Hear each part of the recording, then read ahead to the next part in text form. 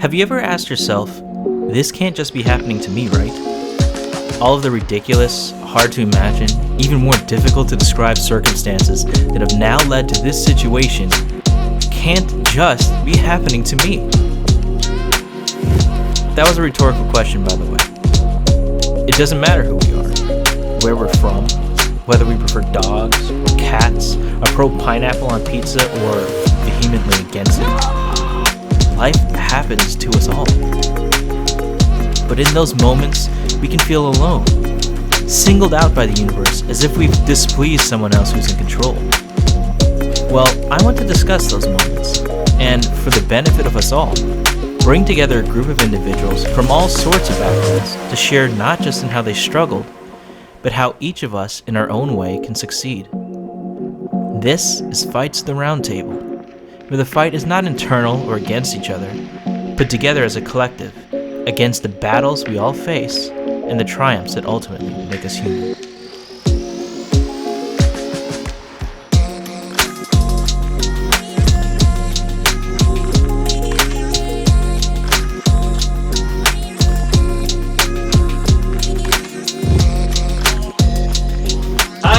It's Niles, and welcome to our very first episode of Fights the Roundtable, where we will be having just a little conversation with three professionals from different fields on some of the topics and issues and problems or whatever it is that we all face in life and how they might cope and deal with it.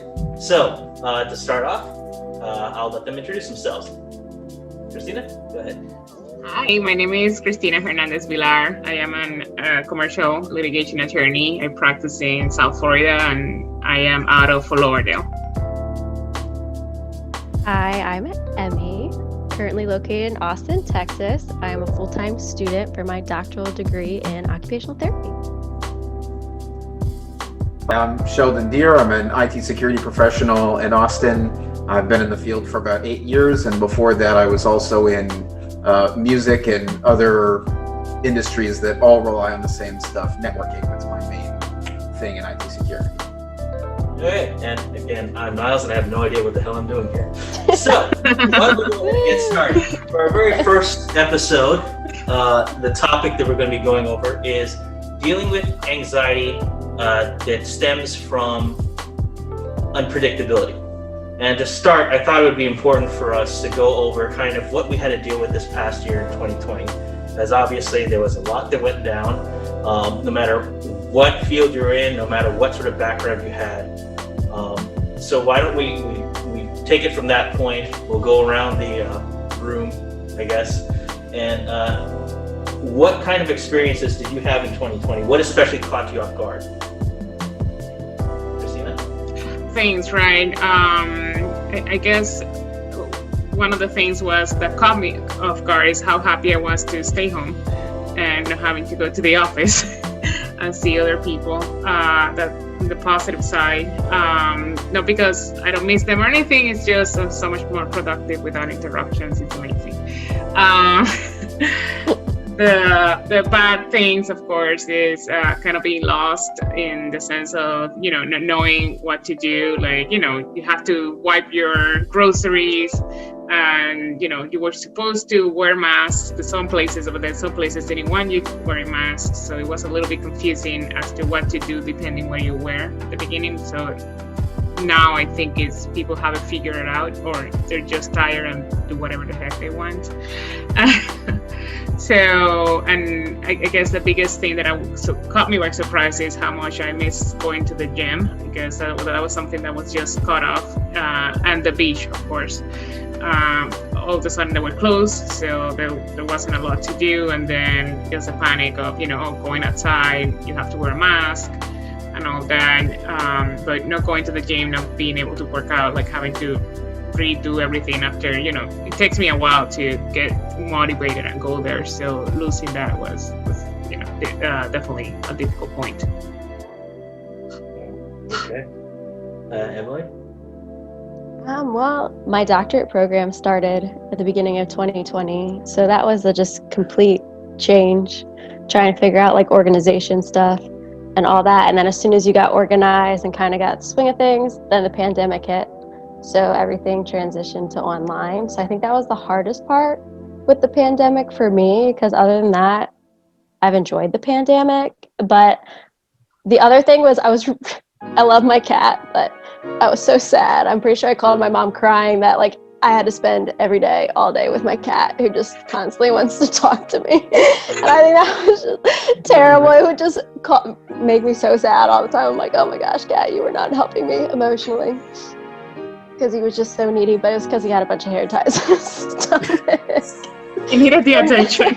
Yeah, so we felt bad, so we figured that out, and now he's good. But other than that, I think, Texas didn't shut down too badly. I think it was just a couple of weeks. But they have so many outdoor things here in Austin, so I love to exercise and be active all the time, so I was able to just go out. We have a hiking spot behind our apartment complex, so started trying to run on a trail. Didn't work out very well, but we could walk it and enjoy it. And then just finding other places to go hiking, especially like waking up early and going. Not many people are out, so it was easier being social distance. I'm starting to sense kind of like a common theme here. Well, at least with you two leaning towards exercising. I don't know, Sheldon, do you have anything along those lines? There was no exercising involved for me, but that's not a pandemic thing. That's a regular thing for me. So I had like 2 contexts that I experienced the pandemic in, but they really fall under this sort of like general fundamental analysis that I do. So I'm always watching nonprofit news, and I'm always looking at my crypto trading things, and I'm always looking at politics. And those are the things that I use to help me feel comfortable about making decisions. For instance, in 2020, I took a job in sales. I wasn't a salesperson, but I was kind of like a sales consultant. And as soon as the pandemic actually started being a problem for the United States, I knew I wasn't going to be able to keep that job.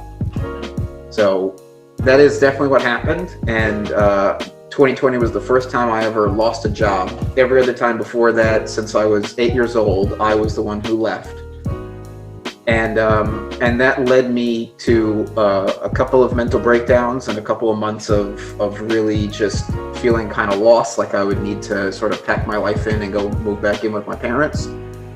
And it wasn't that the pandemic was so unpredictable about that made me feel trapped.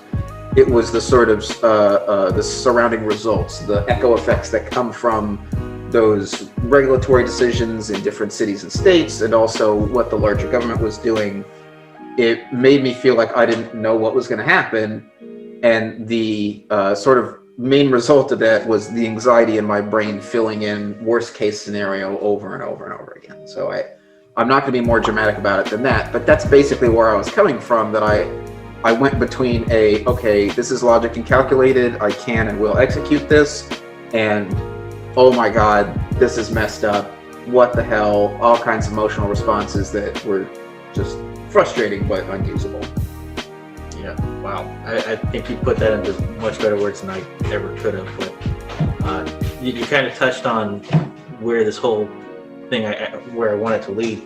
But I think a lot of us can relate to how, that sort of mental and emotional anguish that I'm sure a lot of us felt because of it.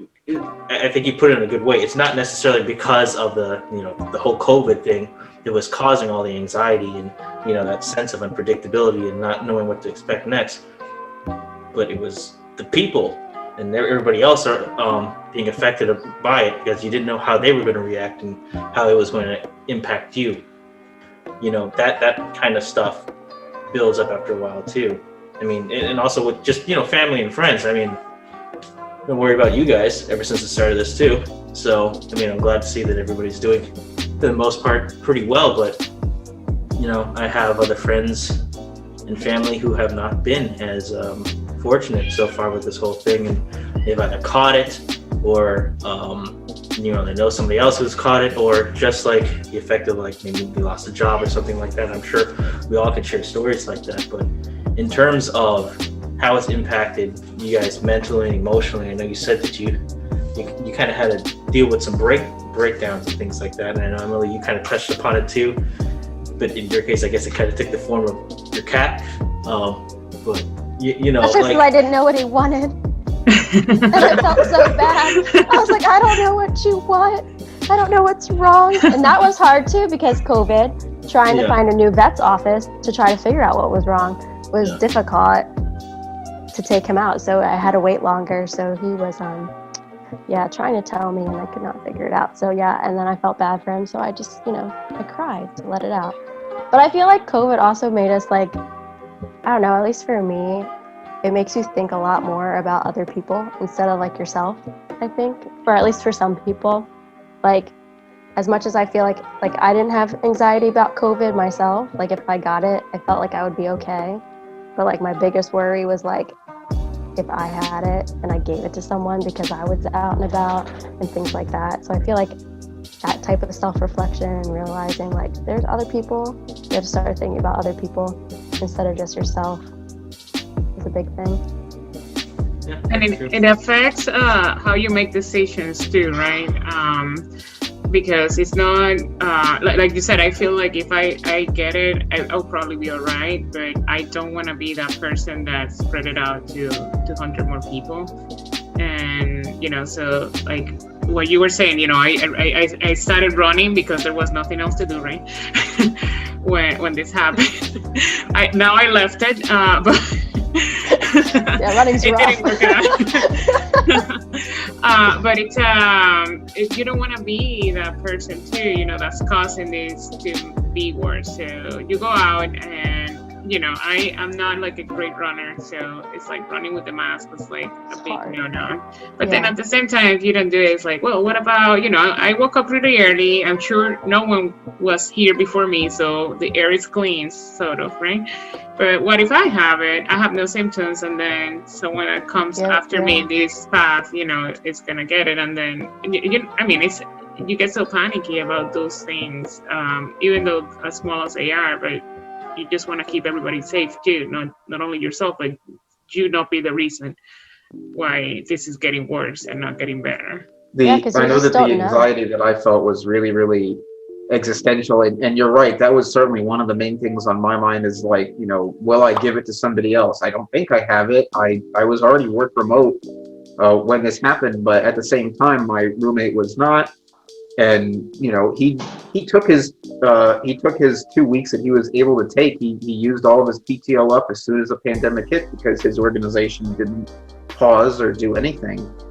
And the initial management of that was just talking to him a lot and just communicating a lot about how he was feeling and what we were getting into, because that anxiety bouncing off the two of us when we weren't willing to confront it directly was really bad. The first few days when he was taking time off and it was just the two of us because I was still working at home, we were trying to avoid it in conversation a little bit because it was a little awkward to talk about. But eventually we ripped the Band-Aid off and was like, yeah, there's some whack stuff going on. You see this? Yeah, I saw this. Well, this might be this and this might be that. And I think that sort of initial level of acceptance is really critical. Because there was definitely a period where we didn't have that. I mean, in February, I flew to Oregon twice for pleasure. Like I didn't have to be there, but I was convinced that the U.S. government had seen pandemics from Asia before, and that it would get stopped at customs like it always does, and that just wasn't true this time. Yeah. And actually, I want to kind of expand upon that with you guys as well, because what you mentioned, that whole acceptance piece, that's important, not just, in terms of what we experienced with the pandemic, but like whenever anything, some sort of unpredictable thing happens, some sort of issue comes up that we weren't expecting or weren't prepared for, that really is like the first step in confronting it. You have to accept, okay, this is happening. Well, what do I do from there? But how do you guys get to that stage? Have you had like sort of, are there methods or certain practices that you've put into place to kind of help you see yourself through situations like that, or what? Because I think like what you mentioned with you and your friend, it's good to have that back and forth too. I think that's a great method right there. Having somebody that you could speak to in the moment who understands exactly what perspective you're speaking from and can relate like instantly, So that right there in itself is a great I guess, coping mechanism, if you want to call it that. So I don't know if do you guys have any others that you might suggest, or like that you've had experience with? I mean, for me, like if this was like 10 years ago, I probably would not be able to deal with it the way that I dealt with it like at this moment. I feel like with like the age that I'm at and the things that I've done, that I've learned to like really understand my inner feelings, I guess, like understand what I can handle and what I can't handle, and just try to find the silver lining of everything. Like I know what works for me when I'm stressed out. It's usually exercise, being outside, staying active. I'm just not very good sitting down, and because usually that's when like you start thinking about everything that's happening. So I think I just knew that about myself, so I made it a habit to make sure that I went out and like or like went out and hiked and things like that in a safe way. And just like Logan and I constantly are doing stuff that keeps it fun, keeps things light, because there's just so much going on in the country. To just keep things light helps us just stay at ease. So I think it's just finding what works best for you to help de-stress. Yeah, I think definitely exercise is one of my best coping mechanisms, because like you said, when you're just sitting down and doing nothing. I mean, I can do that very well too, don't get me wrong, but I'm really good at that, but then it's like a way of processing everything. And one of my things that I kind of feel bad that I did now, but I remember being like late February, and it was obvious, at least to me. I'm like, if this is happening in China, they're doing nothing accustomed here. Like, sorry, Sheldon, but I have zero confidence in the government. I knew they were doing nothing, and that was probably here already. And I decided to stop going to the gym just for my mental health. It wasn't probably the best idea, but but I think also talking to other people and like, hey, what are you doing? And kind of normalizing it in a way. What are you doing to prevent? Oh, I'm wearing a mask when I'm in. Oh, okay, so that's fine. And just talking with other people what they're doing. The problem with that, and at least in my personal situation, was that everybody's on a different level of paranoia, right? So I have people that I haven't seen, and I know that they haven't seen anybody since the lockdowns, because I mean, and don't get me wrong, they're doing the right thing. If everybody was doing what they're doing, we wouldn't have a problem, and this would have been gone in 1 month. And there's other friends that, and then they start criticizing a little bit. Oh, you're wearing a mask now. You shouldn't be wearing a mask now because blah, blah, it's not a risk. I'm like, you don't know that. So to me, talking about it with other people, I mean, even though I respect what they do, I wear a mask when I'm comfortable.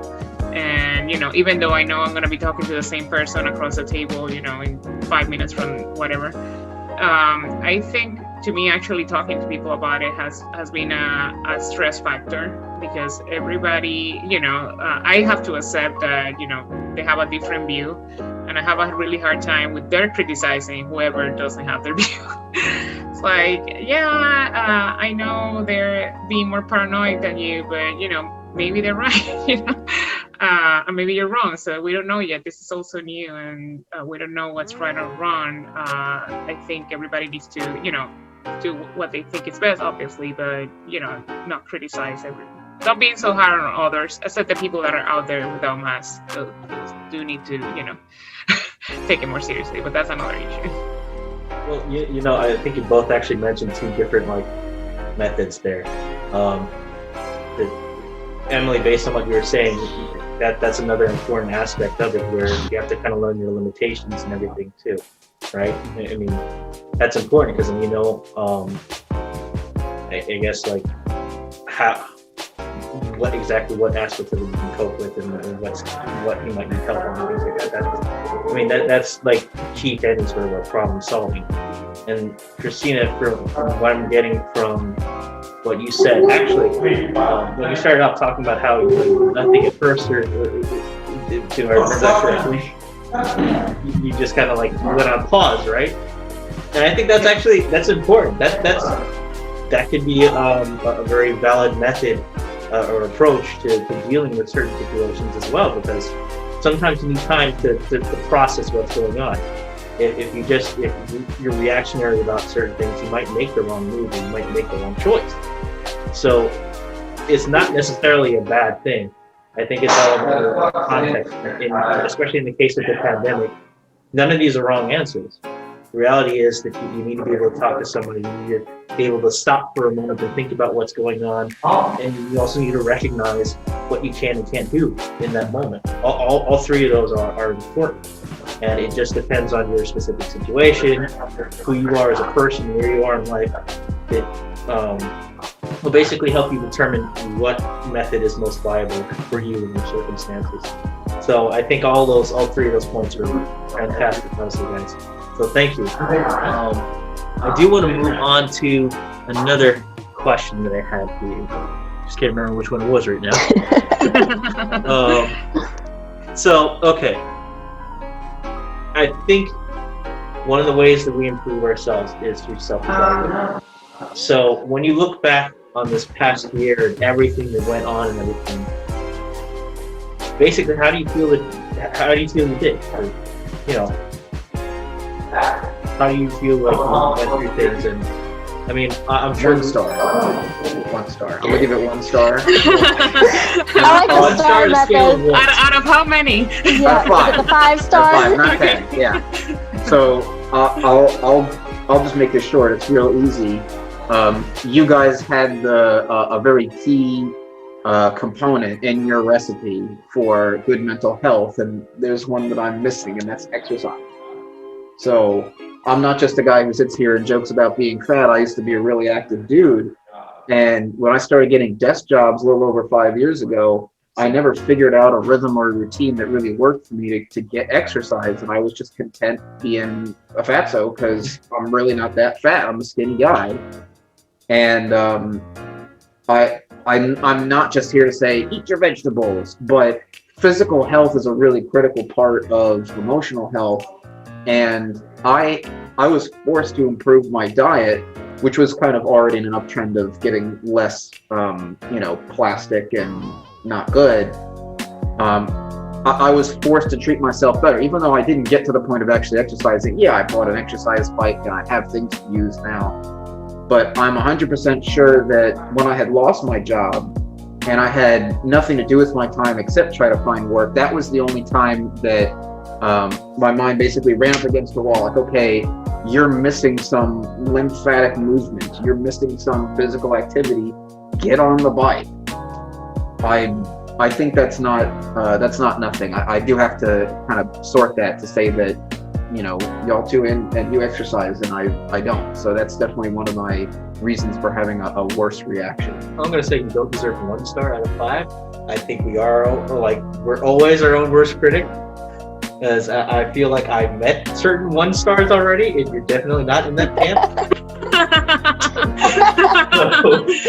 But I agree.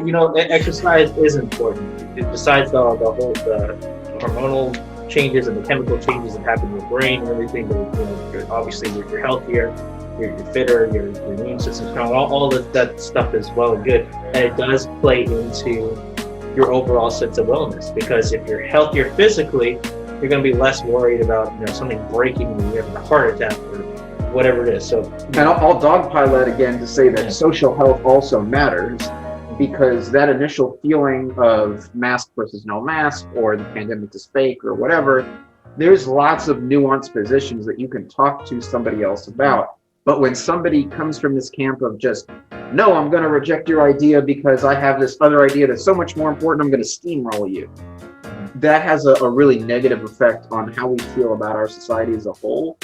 And I know we all kind of express that in little pockets, but like that hurt me a good bit, because that was definitely where at least one of my mental breakdowns came from, that I felt like I would have a much harder time interacting with people. Yeah, I think this is... this whole thing has kind of really demonstrated how a lot of us tend to deal with absolutes like that too. And then it's like you said, we immediately close off that discourse. It needs to occur. We need to have that, otherwise we don't grow together. We don't even grow separately. We literally go our separate ways and we stay stagnant. All the exchange of ideas is what progresses society. Right? I'll jump off the mic after this point, but I have to point out that I both agree with you and disagree with you, that it's critical to be able to talk about these things and to talk about these things, but there comes a point, like what Cristina said, that there's this polarization, and running up against it over and over again, it doesn't feel like progress, it feels like impossibility. That feeling of sort of trying to have a discussion about something and it not being allowed to really begin or have any sort of nuance in the engagement. I feel like there is a point where it does you better to just turn off the conversation, whether that's news or TV or a person near you, to say, hey, I don't want to talk about this anymore. This is upsetting me. I just need a break. I think that's okay too. Yeah, no, I think you have a point there. Absolutely. I should stop raising my voice. Sheldon, and I want to add a little bit about what you said about exercising, because I mean, you can hear me now, and obviously I just met you today, which is great. But it took me, honestly, years and years upon years to bring myself to exercise. I particularly, I grew up in a household where women were not supposed to be strong, physically or exercise, because that was kind of frowned upon for many reasons, including, homophobia, and you can imagine unladylike and all that. So it honestly, and it was a little bit what we were talking before it cut off last time. Like, honestly, it just took me years to have the will to just go to the gym or do my exercise, and develop my routine. So one of the things too is it's so hard. It's good when your body craves it, but it's so hard when you don't have a gym, when you no longer have that forum to do it. And one of the things I did was buy a bike, which I give myself like 1 star because I bought it way too late in the pandemic. The spin None bike. of you either 1 star. Just yeah, but it's hard bringing yourself to it, because one thing is having it, and another thing, I think I gained like 10-15 pounds during this, just because it was so hard for me to break with my prior routine and bring myself back, which I'm not, by the way. I'm far from it. Yeah, but just bring myself back to an exercise routine and do what I like to do my weights and all that. So it's, all of this is just interrupts everything. So I don't know. I mean, it was hard for me having that routine, just recreate another one. I cannot imagine, how hard it is to start from zero. And as a therapy, it must be crazy, because you don't have that time. You have to do it right away. It's like, oh, okay, now pandemic, you need to exercise for anxiety. That just doesn't, it's not work. I mean, I don't think it works like that. You need to want it and bring yourself to a position to like it, and for it to be your therapy. So Emily, how would you rate yourself? I think I would actually rate myself pretty good.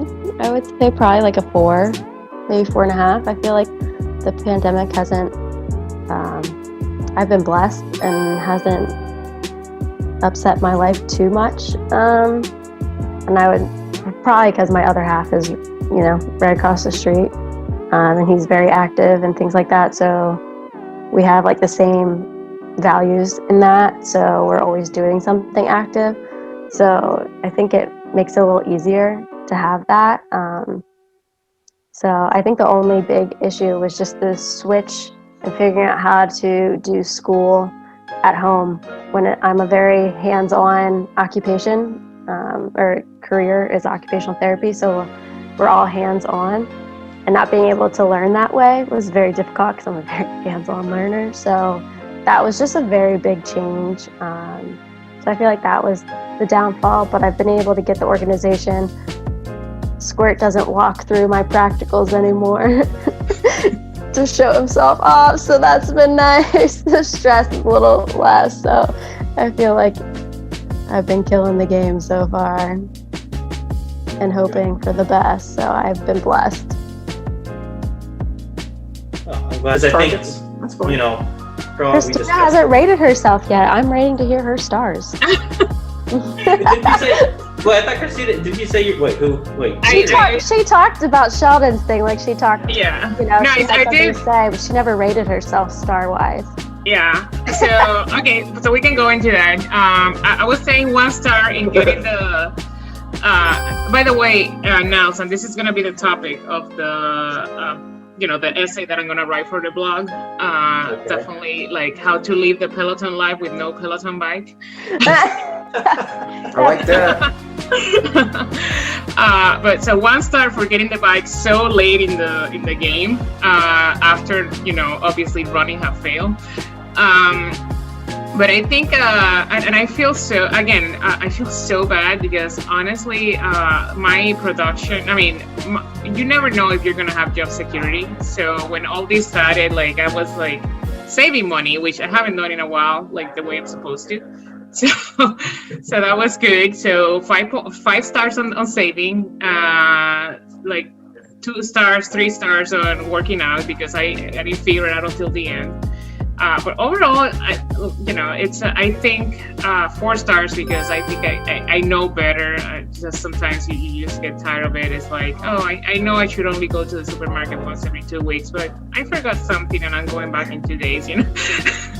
So That's the worst. It's not ideal. I'm not proud of it, but I've done it. And same like meeting friends and family. That are not in the same household. And sitting at a table together. I mean, I've done it twice this weekend. I'm not proud of it, but at the same time, it's more of a mental health thing too. And I know they don't care.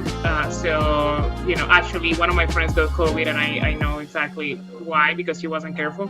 So I'm like, I know this is not the reason why these people are gonna get COVID, so it's fine. If I get it, it's cool too because I need my some social interaction. So I overall 4. Okay, well, that's good. I'm gonna go with that now. Well, I could say something to that. I agree. Like, I know you feel bad that you saw friends and things like that, but I think that hits the point that everyone has their own outlook on it, and as much as we might not like someone else's outlook on it, people do need to do what's best for them. Because I feel like mental health is such a big issue, and there's so much going on in the world right now. It's affecting so many people mentally that I think a lot of people crave that normalcy, and there's a lot of people that are alone and crave that social interaction. Like I know my grandmother, or both my grandparents are home alone, and they don't use the technology we use, so it's a phone call. It's not like a video chat. When you go home, you can't always see them, and that's hard on some people. So I can see. So you shouldn't feel too bad. It's okay. Ultimately, I think that's hard on all of us actually, and yeah, as you guys said, mental and emotional health that's important too. COVID affects our physical health, but also this isolation and everything. Yeah, it's a lot. It can be dangerous. I'll bridge from that, because the thing that I talked to most people about over the course of the past year was actually financial health. And maybe it's because my mental health is so lousy and my social health is so limited. But I hit the workforce in 2008 as a taxable entity. Before that, I said I was working since I was 8. I was. But I was 18 in 2008. So 2009, we all know what happened to the economy. And that really governed how I've operated for the past few years. And I'm not here to toot my own horn and say, oh, looky, I was saving and doing all this investing and stuff.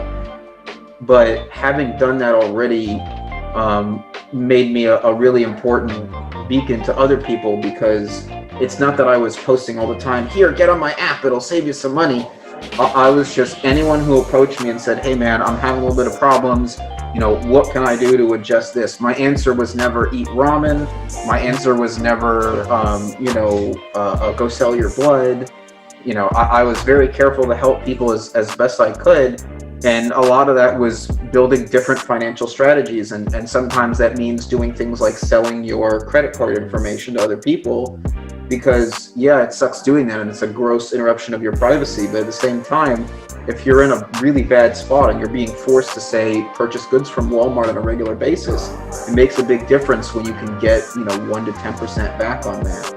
So I'm not bragging about, oh, my financial health is so great, but I am really proud that I was able to help a lot of other people with theirs last year. And that was a couple of, hey, if you need $50, make sure you can get this done. Everything's gonna be okay. But a lot of it was also, hey, you have these behaviors and you're leaving money on the table. That was a big part of the conversations I had last year. Yeah, I know that. I mean, I've taken your advice on a few things. Well, some of which I took it initially, panicked, made the wrong move, and then wished I had kept with it. I think you know what I'm talking about already. But to be fair, that advice wasn't all cryptocurrency investment. yes, I know. But honestly, I'm as far as my personal experience goes, I should have listened when you first said it, and yeah, that's okay. That's okay. It's learning. Yes, exactly. It's There's a learning process. Learning. Yeah, and actually along those lines, now that we are in the new year and everything, what do you feel is going to be the most important lesson that you've learned from 2020? Did you feel like you can carry over into this coming year now? Like, what are you going to do differently exactly? I'll answer because Handsome Miles is looking at me. I'm going to play off what Emily said earlier, and that is sort of a better communication with the self. And those experiences of mental anguish that I was describing at the top of the call and everything, I'm not trying to be a sad sap about it or something. It's just that I had some growth that I needed to be able to ration with myself, to make decisions more effectively, to just decide how I'm feeling about something. That all got a lot easier by me being better in touch with myself, and part of that came through quarantine. You guys, go ahead. I feel like self-growth is just like a constant that I constantly just want to work on. So I feel like, I'm not perfect, so obviously like there's still more to work on, and hopefully COVID lets up at some point. We see a light at the end of the tunnel. This vaccine's starting to come out. I know I'm going to be taking it when I go off to clinicals, so I'm hoping it'll start to phase out. We can get back to normalcy, and then that's going to be like a whole nother change. So I feel like as much as we've had self-growth during the pandemic, I think it's going to be almost adapting again to what normal life is like, and I think that will be a whole new learning experience again, just to get back there. So. And I'll still be working on it. Constantly working. Nice. What about you, Cristina? I think honestly, my biggest surprise was the saving. And again, it's all getting to know yourself better, and it's like, oh my gosh, I can do this, because you get used to certain spending habits and certain lifestyle, and then you realize all of a sudden, maybe I don't need that, and I don't need to spend all this money and all this crap. And just learning that you can do without like so many things, and you can still do your work and all that. And I think, it's also part of, where you work and what do you do, right? Like I for example, one of the things that I'm thinking about is just telling my boss, like, hey, I don't want an office. I want to keep working from home, or share an office with someone, so that can save you guys money and can also save me, just having to drive to work and all the money that you spend on dressing for work. Even though I actually work on a casual place, you still, it's so wasteful. So it's always like getting to know yourself and getting to know what works for you. And also I think the best honestly has been also the resilience. I guess if someone would have told me back in March, like, hey, you're gonna be in lockdown for the rest of the foreseeable future, it would have driven me nuts. And even though I am an introvert, but I do like being outside and all that, and going to the beach and being able to do those things. And you know what? You don't need that so much. As long as you keep a healthy balance about what you do, and just reshape your routine, it's doable, and we're resilient, so we can get over this. Oh, thank you guys so much for this. This was pretty informative. I guess I'll say, in terms of my personal circumstances, one of the lessons that I feel like I've learned at least somewhat marginally. I don't know if my wife will agree or not. I know when things go south, sometimes I have a habit of freaking out over it. So I imagine that if this had happened, like if we were trying to do this video pre-pandemic and everything that happened with us already, I would have probably just like freaked out and not wanted to do it anymore. And I think one of the things that the pandemic has really taught me is that you have to sometimes kind of power through all the nonsense and garbage that gets thrown your way to get to that end point. And in this case, I'm very grateful that I managed to do that, because I do feel like you all had a lot to share, a lot of great advice I think came out of your experiences. So I'm hoping that whoever watches this video will also be able to take something away from it, because I know I have personally, from each one of you. And again, none of you are 1 stars. None of you. 1.5. Round that up to 2. Yeah. Anyway, you cannot give like fractional stars. Yeah, no. True it is. We like the even numbers. Yeah.